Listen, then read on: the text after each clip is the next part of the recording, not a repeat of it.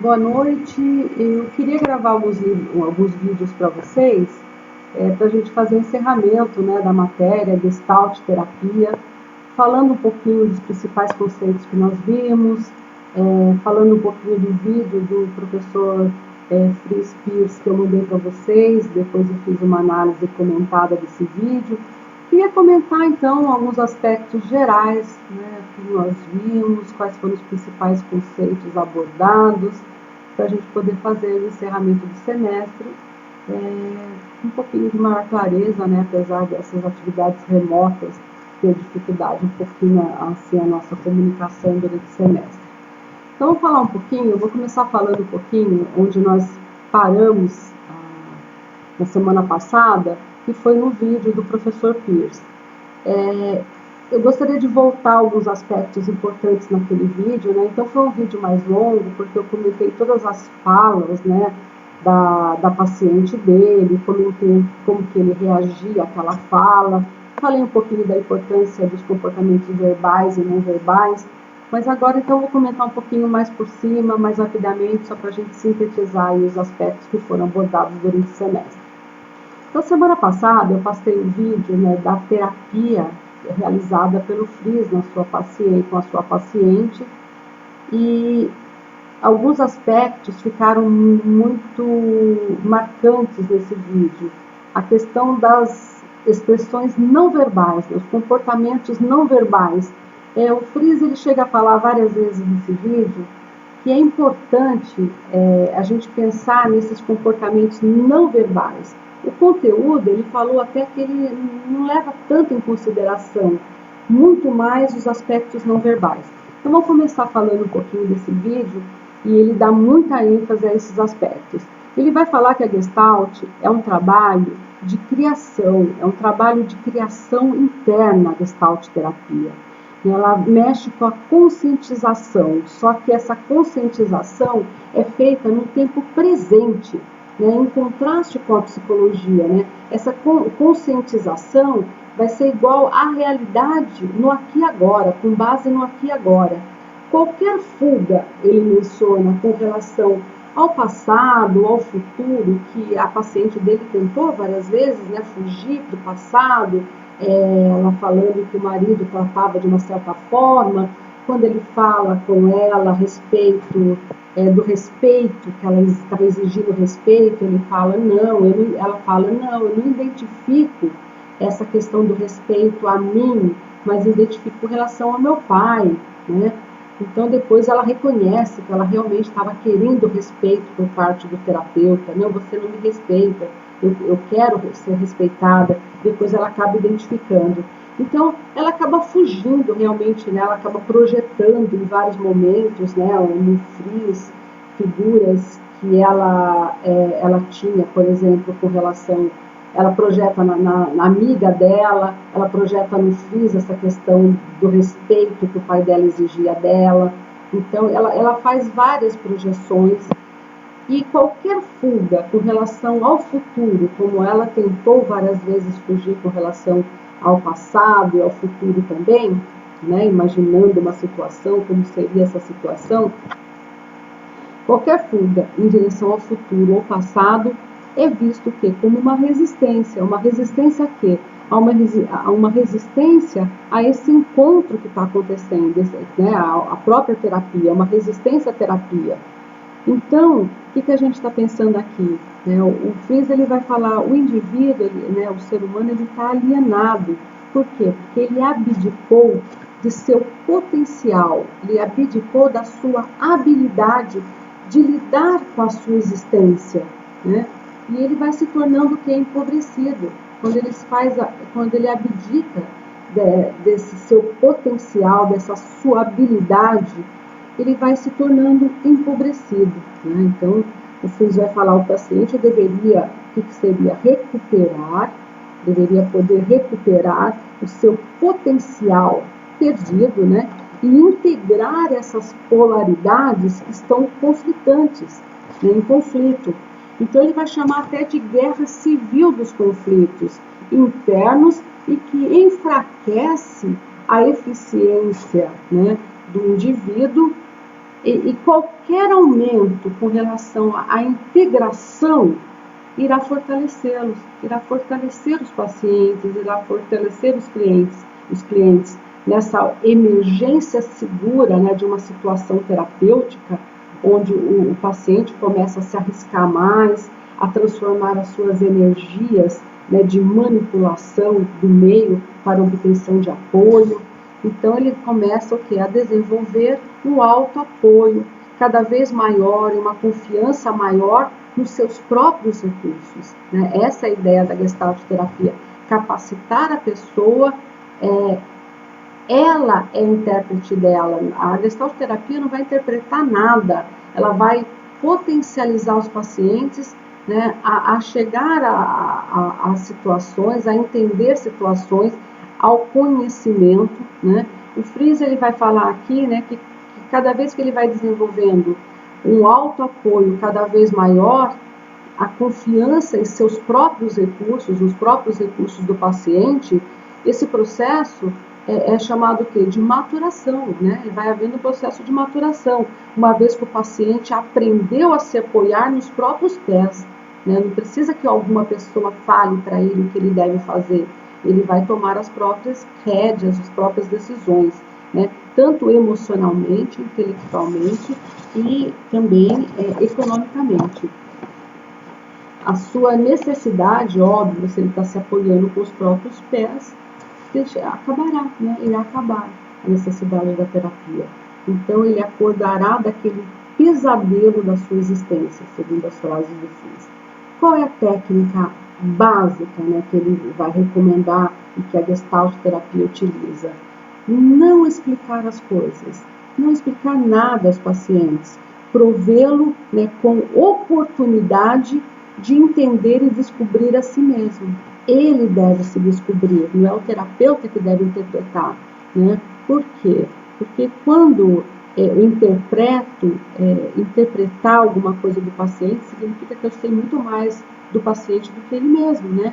Então, a técnica é não explicar as coisas, mas prover os pacientes de oportunidade, né, o cliente de oportunidade de entender-se e descobrir-se a si mesmo, de modo que ele confronte consigo mesmo, né? Ele se encontre com ele mesmo.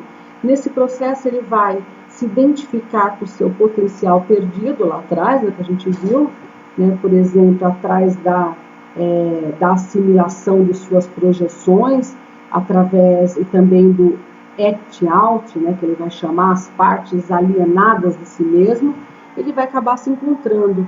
E qualquer tipo de interpretação na Gestalt terapia é chamada como um erro terapêutico, pois implica que esse terapeuta, né, esse analista, ele entende o paciente muito mais do que o paciente entende a si mesmo, né?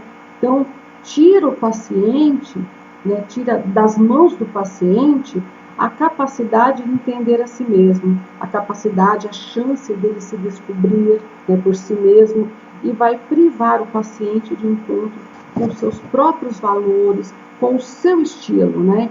E, por outro lado, eu desconsidero, né, o Fries vai desconsiderar, durante esse processo terapêutico, a maior parte do conteúdo, né, do que o paciente disse.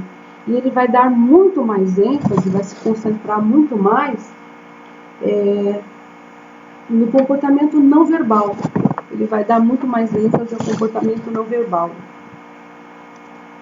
Por quê? Né? Porque esse comportamento não verbal, ele vai falar que essa necessidade, né, de estar se expressando, de chamar a atenção para esses atos, é muito importante. Numa situação, quando ele começa, né, ele começa a terapia, ele vai falar assim, olha, chegamos a alguma coisa, uma visão teórica, pelo menos teoricamente, na minha opinião, a um acordo bem sucedido, né? Foi um sucesso. Ele acaba falando da terapia para o seu paciente. A evitação, ele vai citar várias vezes, né, que a evitação do encontro genuíno vai se manifestar durante o processo terapêutico, durante a terapia, em 3 momentos diferentes, né? Vai aparecer aí a evitação da paciente do encontro genuíno que ele fala com ela mesma, né, quando ela tenta, na primeira parte, a paciente estava assumindo o controle, ela tentava controlar um pouco a sessão, ela se escondia, né, assumindo esse controle, ela colocava uma máscara falsa, ao colocar essa máscara sofisticada, ele vai chamar, fingindo estar com medo do Frizz. Ela fingia que estava com medo, né? E, ao mesmo tempo, ela tentava compreender um pouco o comportamento do Frizz. Ela estava se tornando ali a analista. Então, ela acaba fugindo um pouco desse comportamento genuíno quando ela faz, né, quando ela coloca essa máscara e quando ela tenta também interpretar o comportamento do Frizz. No segundo momento, também ela acaba fugindo um pouco desse encontro genuíno, ele vai falar que acontece isso em 3 momentos, quando ela estava retraída naquela fantasia de estar se escondendo num canto, né? Então ela usava aquele canto como algo para se proteger. Então é quando ela ia para aquela fantasia de se esconder no seu canto, esse era o segundo momento que ela evitava, né, esse encontro com ela mesma, esse encontro genuíno. E em terceiro momento, que ele vai citar aqui também, que foi importante, é que ela estava bloqueando o encontro real, né, o encontro real que era de se misturar-se totalmente, né, o que teria sido o significado emocional real do encontro.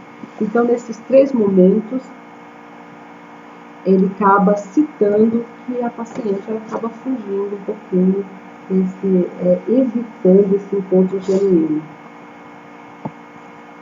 O paciente também, ele conseguiu ser capaz, né, ele foi capaz de identificar com várias fantasias que ela projetava no analista. Ela projetava várias fantasias no Pierce. Também foi evidente a recusa de uma necessidade de ser respeitada. Primeiro, ela recusa, ela fala, não identifico isso comigo, essa necessidade de respeito. Eu identifico isso com meu pai.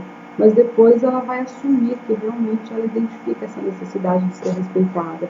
Então, a sua necessidade de apoio ambiental também acaba aparecendo durante as sessões.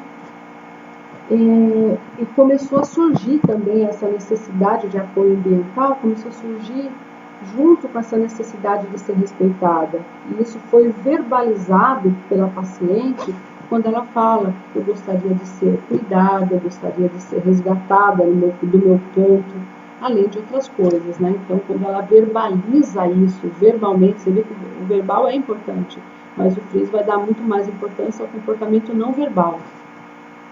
Mas quando ela verbaliza essa necessidade de ser resgatada do seu canto, entre outras coisas, a gente percebe aí essa necessidade de apoio ambiental, essa necessidade de ser respeitada, e ele vai finalizar a sessão com a paciente quando ela começa, né, a desempenhar um papel aí de criança solitária, né? Aparentemente ela começa a ficar com as primeiras lágrimas no rosto, né? E começa a desempenhar um papel aí de criança solitária. Quando ele percebe isso, ele, né, percebe que essa necessidade dela de ser abraçada, de ser confortada, então ele também encerra a sessão.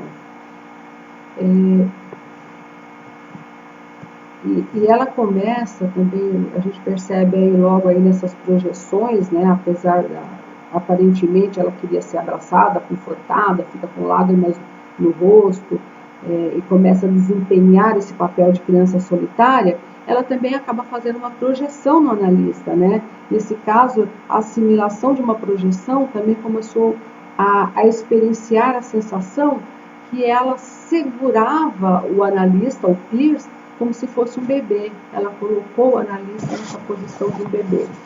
Então a gente percebe que além da assimilação de algumas projeções, né, o ator terapêutico principal foi o de mostrar, né, à paciente ali a inconsistência, principalmente entre seus comportamentos verbais e não verbais, quando ela dizia, por exemplo, que estava com medo e ao mesmo tempo aparecia sorrindo, né? Então, verbalizando esse tipo de coisa e sorrindo. Então, havia uma inconsistência no seu comportamento verbal e não verbal. Uma pessoa que está com medo não fica sorrindo, né? Aí ela vai falar um pouquinho aqui, eu tive medo que você viesse e me colocasse no meu canto. Ela começa a se esconder aí atrás desse medo. E o próprio analista, o Pisa, ele vai confessar, né, em uma das entrevistas dele, que ele realmente teve medo que fosse na direção da vergonha. Que ela fala que ela sente que ela também se esconde atrás de uma vergonha. Essa vergonha estava protegida por aspereza, por aspectos de raiva. E ao chegar, né, à sua vergonha existencial, ele teria que ter desempenhado todo um trabalho antes com a questão da falsidade, né, que ela apresentava no começo. Então ele queria evitar chegar um pouquinho nessa questão da vergonha nesse primeiro momento, porque ele queria lidar primeiro com a questão da falsidade. Então isso foi pontos importantes aí na terapia que nós vimos na sessão passada. Eu queria só estar repassando. E agora vamos falar um pouquinho, né, da Gestalt terapia e da terapia da Gestalt. A psicologia da Gestalt, a gente vai pensar que temos que diferenciar da Gestalt terapia. A Gestalt terapia é uma prática psicoterapêutica, é o campo clínico, né, com bases teóricas de trabalho, óbvio, né, mas que buscam dar ao indivíduo condições de crescimento, condições necessárias para o seu crescimento. A Gestalt terapia, que foi criada lá por Fritz Perls, né, em 1950, mas teve seu auge na década de 60, 70, ela utiliza como base muitas teorias e também utiliza as abordagens da psicologia da Gestalt. Mas o foco da Gestalt terapia é no estímulo da consciência, na awareness, né? A awareness, a gente vai tentar pensar no aqui e agora, na atuação, na tomada de consciência. Então a gente está pensando um pouquinho aqui na prática psicoterapêutica, diferente da psicologia da Gestalt, que é o quê? É uma área de estudo, é um campo de pesquisa científica, um campo experimental que vai estudar a percepção do indivíduo, como o indivíduo enxerga o mundo, que estuda a forma, estuda a percepção, as sensações. Tá? Então, a psicologia da Gestalt, a gente vai ter lá os principais autores, né, fundadores, aí, o Wertheimer, Max Wertheimer, Wolfgang Köhler, né, chama Köhler, e Kurt Kofka. Então, esses são os três principais, tiveram os outros, né, propulsores, a gente não vai falar nisso agora.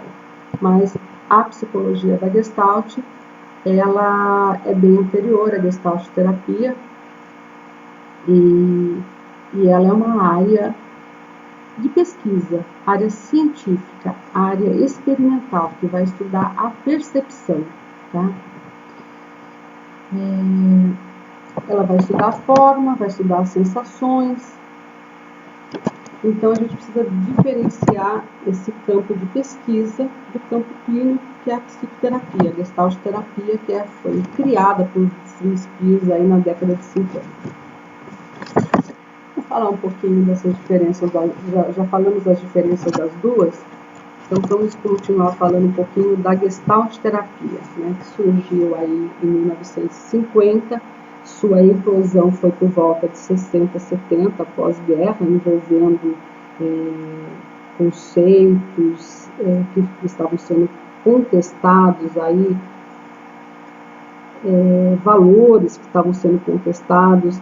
Nós tínhamos até então nós tínhamos, antes de surgir a Gestalt terapia aí na década de 50 e a sua eclosão na década de 60, 70, nós tínhamos a psicanálise, né, o Freud atendendo as suas histéricas, falando lá do inconsciente, da fala livre, do conteúdo, né, emergir a entender a psicanálise, e a psicanálise buscava o quê? Uma explicação, né? E tínhamos também o porquê das coisas, né? E tínhamos também, até então, o behaviorismo. O behaviorismo, né, a psicologia era necessário que a psicologia se transformasse em ciência, e para a psicologia se transformar em ciência, eu preciso medir, eu preciso observar. E o que eu posso observar? Eu posso observar o comportamento, né? Para a ciência eu preciso buscar algo que eu posso observar, que eu posso medir. E o que eu posso medir, o que eu posso observar, o que eu posso prever e modular é o comportamento. Então nós tínhamos aí o behaviorismo, tínhamos a psicanálise, e aí vai surgir, né, a Gestalt terapia aí, que é uma corrente, que é uma abordagem que vai estar dentro da corrente humanista. Ela tem várias bases, né? O humanismo, ela vai se fundamentar também, além do humanismo, no existencialismo, ela vai se fundamentar na fenomenologia, vai também se apoiar na Gestalt, na psicologia da Gestalt, na teoria de campo de Kurt Lewin, a teoria que nós vimos a semana passada, acho que foi um dos últimos exercícios, teoria organísmica. E também, né, a gente vai falar um pouquinho desses fundamentos teóricos, um pouquinho da fenomenologia, um pouquinho do existencialismo, um pouquinho do humanismo, para a gente encerrar um pouquinho esses conteúdos que foram abordados. Então, pensando aqui na corrente humanista, a corrente humanista, ela não concordava, né, e a Gestalt terapia está dentro aí da corrente humanista também, vai sofrer influência do humanismo, da corrente humanista. Ela não concordava com o reducionismo do behaviorismo, né, estímulo-respostas, né, toda ação tem uma reação imediata, e ela também não concordava com o determinismo da psicanálise, né, essa determinação psíquica. Então ela vai surgir aí meio criticando um pouquinho essas escolas, né, tanto a psicanálise como o behaviorismo. O Peirce, apesar de a Gestalt terapia, ela está dentro da corrente humanista, né, ela vai, né, se apoiar nessa corrente, na fenomenologia, vai se apoiar no existencialismo também. Apesar do Fries ter sido considerado o pai, né, o criador da Gestalt terapia, a gente precisa ter algumas pessoas que falam que não foi o Fries o fundador, mas sim um grupo de 7 pessoas aí que era formada por um médico, era formada por 2 psicanalistas, um educador, um escritor, um filósofo e um especialista em estudos orientais. Então, algumas pessoas falam que foi o Fries o fundador, que ele é reconhecido como fundador da Gestalt terapia, né, na década de 50, mas outras pessoas falam que foi esse grupo de 7. Esse médico, que o Fries fazia parte, a Laura, a mulher dele, fazia parte, Eliot Shapiro, Paul Goodman, que escreveu a segunda parte do livro dele, Gestalt terapia, junto com ele, Isadora Fron.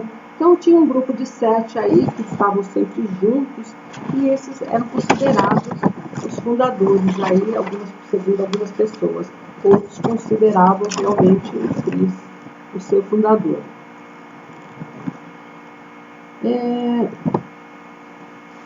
Outra coisa que eu queria comentar com vocês onde, né, e quando surgiu. Então ela surgiu, a Gestalt terapia, ela vai surgir realmente em meados de 50, vai ter sua eclosão, né, na década de 60, 70, mas ela vai ser desenvolvida nos Estados Unidos, né, ela surge lá, o sucesso mesmo foi na década de 60 e 70, nesse período pós-guerra, uma efervescência cultural, né? Então, desde a Alemanha, Fries lá na Alemanha com a Laura, eles acabaram fugindo um pouquinho daquele terror nazista. Eles chegaram a morar na Holanda, chegaram a morar na África do Sul, que foi uma época um pouquinho melhor da vida deles, eles tinham uma situação um pouco melhor, eles tinham trabalho, e ficaram, depois eles acabaram tendo que fugir, né, do fascismo e acabaram chegando nos Estados Unidos. Então ela acabou sendo desenvolvida nos Estados Unidos, essencialmente europeia, mas foi desenvolvida nos Estados Unidos. Em 1952 foi inaugurado o Instituto de Gestalt em Nova York. O Fries, ele fazia vários workshops pelo mundo, divulgando o seu trabalho. Em 64, ele acaba mudando para Exalém, na Califórnia, continua lá os seus trabalhos. Em 68, né, teve alguns movimentos estudantis, e a Gestalt terapia ela acabou se tornando uma das abordagens da psicologia, aí uma das principais, tornou-se um dos métodos terapêuticos mais importantes no mundo inteiro nessa época. Vou dar uma paradinha.